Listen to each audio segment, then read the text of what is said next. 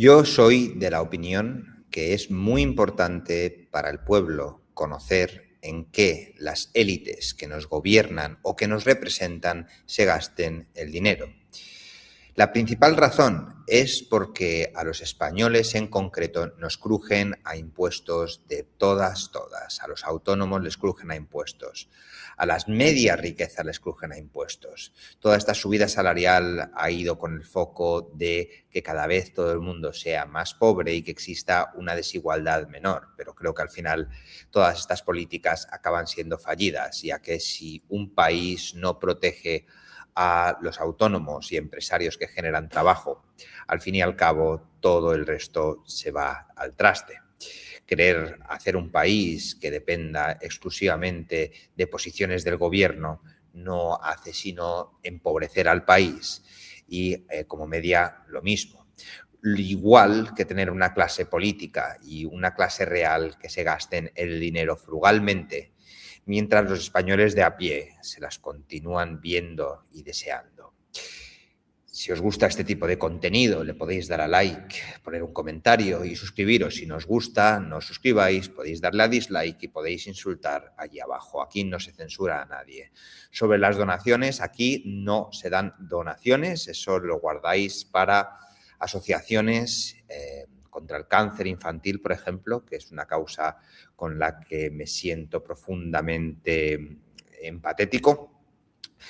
Así que no deis dinero a los youtubers, por favor. Dicho esto, cuando se habla de los lujos de la realeza española, se repite el mismo truco, el que hemos comentado recientemente en el canal.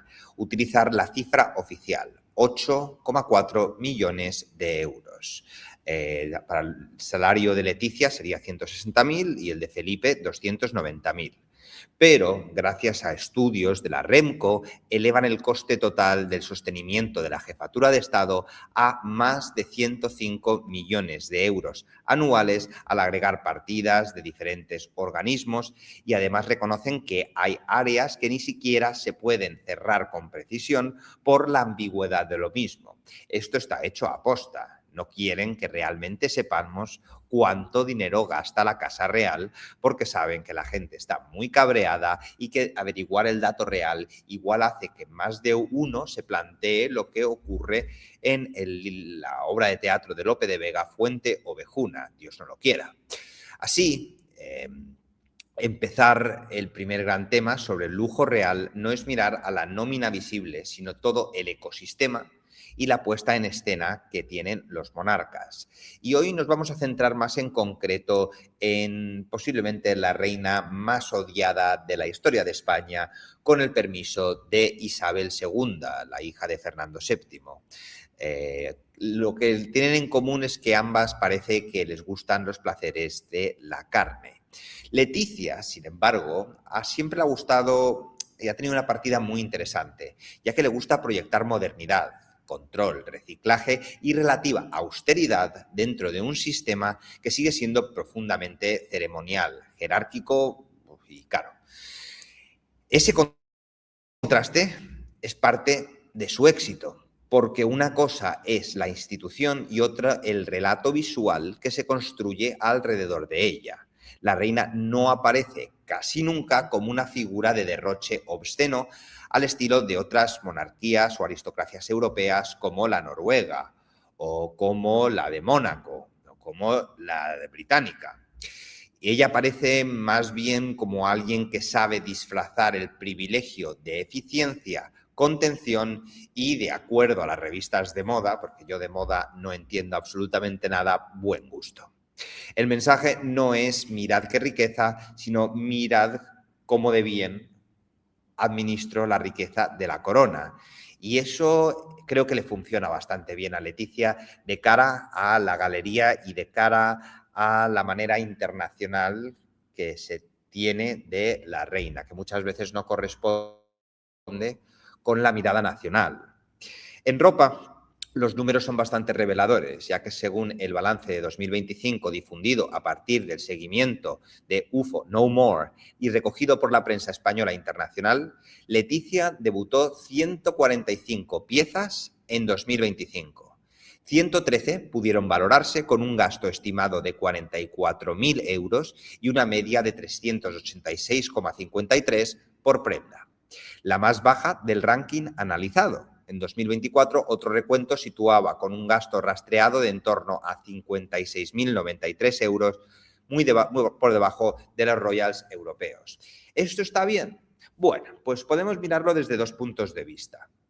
Las otras monarquías están gastando cifras astronómicas del mismo dinero que procede de los ciudadanos del país que representan. Nuestra reina se sigue gastando un pastón absoluto, pero comparado con ellas es mucho menor. ¿Esto la hace más buena? Relativamente. Porque, en mi opinión, lo que te haría súper buena es vestirte con la ropa que el resto de los españoles tenemos que llevar. La ropa que baja de 50, 40, 30, incluso 20 euros la prenda. Porque, claro, frente a Leticia no estamos ante una reina sin gasto en vestuario, sino ante una reina que gasta menos que otras.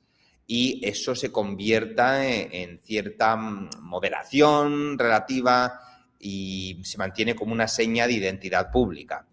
Pero para mí, para mi gusto, en mi opinión, sigue siendo exacerbadamente caro, porque además viene con una trampa muy común. Que el precio sea menor no significa que el armario sea más irrelevante.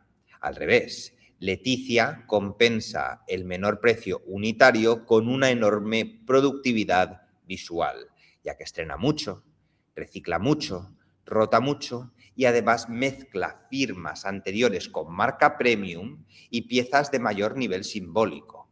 Aquí es donde aparecen Zara, Mango, Massimo Dutti, Hugo Boss, Maje, Magritte, Pedro García, The Second Skin Co. Esa combinación le permite mantener la imagen de reina cercana sin renunciar a máximos códigos de poder. No necesita ir siempre vestida de alta costura carísima para transmitir autoridad, porque su verdadero lujo no solamente la prenda, sino es el contexto, el protocolo, el encuadre, el palacio y la cobertura mediática. También, por supuesto, el hecho de que no tenga sangre azul. Uno de los mayores ejemplos de esta estrategia la vimos en el Arco 2025. Allí volvió a demostrar que incluso en una feria de arte contemporáneo puede convertirse en una pasarela institucional. La prenda más comentada fue una chaqueta roja de cuero de Mango, colección Selection, con una etiqueta de 199,99 euros, combinada con prendas de Hugo Boss. ¿Qué consigue Leticia con ello? Un efecto muy, pero que muy calculado. Introducir prenda llamativa, fácilmente reconocible y relativamente comprable para el público medio, dentro de un entorno en el que ella sigue siendo inaccesible. Parece cercana, pero tiene por fuera una coreografía de poder. Otro ejemplo de ese estreno, que no revientan titulares por el precio, sino por la sofisticación sobria, fue en abril de 2025, se le atribuyó un conjunto de Maje descrito como vestido 2 en 1 por precio de 375 euros, que una vez más no es una cifra monstruosa, pero tampoco es la de una mujer cualquiera que va corriendo a por un recado. Y eso define muy bien el estilo de Leticia. No vender opulencia grotesca, sino pulir una elegancia razonable que se mantiene en el alcance cotidiano del populacho. En 2026 la fórmula continúa intacta. En febrero, durante la visita a las instalaciones de Pedro García por su centenario, estrenó las botas Santia de la firma. Poco después, en el contexto de la visita oficial del presidente portugués a España, varios medios destacaron un look verde rematado con sus habituales Magritte, el anillo de coreterno y pendientes dorados de estreno.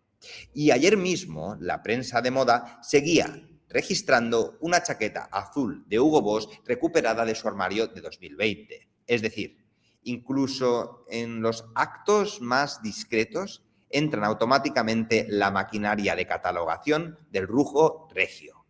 Hasta cuando se recicla bajo foco.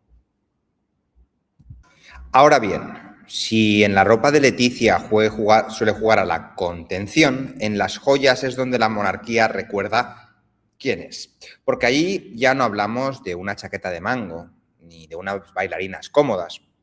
Allí hablamos de patrimonio dinástico, de piezas históricas, de herencias, de continuidad institucional y de la vieja idea de que la corona no solo se viste, sino se reviste de memoria. Y Leticia ha usado algunas de las piezas más importantes del joyero real español, incluidas las llamadas joyas de pasar, el conjunto legado por Victoria Eugenia para uso de la reina reinante o consorte. Ese lote incluiría piezas como la célebre tiara de Flor de Lis o la buena, creada por Ansorena en 1906 como regalo de boda a Alfonso XIII a la reina Victoria Eugenia. Matrimonio de mierda, ¿no? Que no llegó a ninguna parte y que demostró la verdadera degeneración de la Casa de Borbón que llevamos con este cáncer desde el año 1700 intentando extirparlo, pero cada vez que lo extirpamos se vuelve a regenerar en las células del ADN español, hasta el punto en el que existe una relación de codependencia que en cada crisis histórica a lo que vayamos a ver serán los Borbones. ¿Qué sucederá de nuevo? Llegaremos a la República tarde o temprano, nos daremos cuenta de que en realidad con los Borbones no nos iba tan mal y volveremos a tomarlos y no habremos aprendido nada de todas las anteriores veces en historia en la que ha habido un regeneracionismo o restauración borbónica con un absoluto fracaso posterior. A ese repertorio de joyas que ya hemos mencionado hay que sumar la tiara floral española vinculada a María Cristina desde el año 1879 y la llamada tiara rusa o de lazos, una pieza de 1866 también asociada a María Cristina y luego mal utilizada por Sofía. Además, el día de su boda, Leticia llevó prestada por su suegra la tiara prusiana, una joya de procedencia germánica que también había llevado la propia Sofía en su matrimonio. Es importante entender esto. Cada vez que Leticia saca una de estas piezas, no está poniéndose una joya. Está activando una cadena de legitimación histórica. El mensaje es silencioso, pero muy potente. Periodista de origen plebeyo, sí, pero ya plenamente incrustada en una dinastía que se expresa a través de diamantes, platino y memoria heredada. La mejor prueba de eso llegó en las grandes cenas de gala recientes. En noviembre de 2025, durante la cena ofrecida por el sultán de Omán en el Palacio Real, Leticia repitió un vestido azul de Second and Skin Co. y lo elevó con la monumental tiara de lazos de María Cristina, la pieza de 1886, además del collar de la Orden de Omán. Allí se ve la perfección de su método. Por un lado, recicla y manda un mensaje de moderación. Por otro, un golpe de patrimonio histórico imposible de confundir con nada normal. No hay contradicción, esa es precisamente la fórmula. Lo moderno abajo, lo dinástico arriba. Ese mismo noviembre, en la cena de gala por la visita al Estado del presidente alemán Frank-Walter Steinmeier, volvió a aparecer el esplendor del joyero regio con la recuperación de la emblemática tiara Cartier, diseñada para Victoria Eugenia en 1907 y convertida en una de las joyas más simbólicas del repertorio español. Esa elección, de hecho, fue leída por muchos como una enorme carga institucional y los más defensores de Leticia decían que era incluso un homenaje a Sofía. Claro, que se llevan tan bien las dos que quería homenajearla con el presidente alemán. Y aquí conviene detenerse, ¿no? Porque las decisiones que se toman no son inocentes. En una reina se estudia al milímetro la joya adecuada. En la cena adecuada también es discurso político, familiar e institucional. Fuera de las tiaras, Leticia ha construido también una gramática reconocible de pendientes, anillos y sets de color. Allí entran, por ejemplo, sus pendientes de aguamarinas, diamantes de Bulgari, los pendientes de chatones, piezas con rubíes y su muy mediático anillo de cor eterno, que se ha convertido casi en firma personal. Es interesante porque mezcla joya heredada y joya contemporánea. alta historia y guiño de estilo propio. De nuevo, el truco es el equilibrio, no parecer una vitrina andante, pero tampoco renunciar a recordarte que estás viendo a una reina. En viajes, la cosa también merece atención, porque el archivo oficial de Casa Real recoge en los últimos años una agenda internacional selectiva, pero relevante. Viaje de Estado a Dinamarca en 2023, viaje de Estado a Países Bajos en 2024. Asistencia a la toma de posesión de El Salvador de 2024. Viaje de cooperación de Leticia a Cabo Verde en marzo de 2025. Distintos actos de alto protocolo con visitantes del Estado en España durante 2025 y 2026. El viaje a Cabo Verde, de hecho, es especialmente útil para entender el mecanismo de imagen. Cooperación, terreno, infancia, mujeres, desarrollo y cercanía humana. Es la versión más social, ¿no?, que quiere dar el lujo monárquico, porque no enseña diamantes, pero sigue enseñando el privilegio máximo de la representación internacional en nombre del Estado, mientras el país, a verlas venir, a aguantar lo que buenamente nos caiga encima y a seguir con esa losa de la monarquía y gobernantes corruptos e inútiles. Y luego está otra capa menos glamurosa, pero mucho más reveladora, los regalos institucionales que la normativa de la Casa Real establece que los miembros de la familia real no aceptarán para sí regalos que superen los usos habituales, sociales o de cortesía, y la institución pública listados anuales. En 2024, la familia real recibió 358 regalos institucionales. Es decir, incluso cuando Zarzuela intenta ordenar y contener la cuestión del obsequio, sigue existiendo una circulación constante de bienes simbólicos alrededor de la institución. No siempre son joyas ni relojes de escándalo, muchas veces son libros, objetos de protocolo o piezas representativas, pero forman parte del ecosistema material del privilegio y la riqueza. Así que si uno quiere resumir los lujos de Leticia sin caer en caricaturas baratas, la clave no es decir que vive como una jequesa cubierta de oro cada día. La clave es que Leticia representa una versión más sofisticada del lujo real, un lujo que se esconde detrás del reciclaje, del gusto contenido de la marca española, del zapato sensato y el guiño a la sostenibilidad. Pero sigue siendo lujo, porque sigue operando dentro de una estructura de poder extraordinaria, con acceso a joyas históricas, palacios, cenas de gala, viajes oficiales, cobertura total y una maquinaria pública que convierte cada gesto en acontecimiento. Esta es la verdadera escena, no es el exceso obsceno, sino la capacidad de hacer que el privilegio parezca razonable, elegante, ejemplar e incluso accesible para el populacho como nosotros. Y eso le viene muy bien a la reina Leticia porque proyecta la imagen de reina moderna que no cree en el gasto superfluo. La realidad es que el gasto sigue siendo superfluo, solo es que es menor comparado con el de otras monarquías.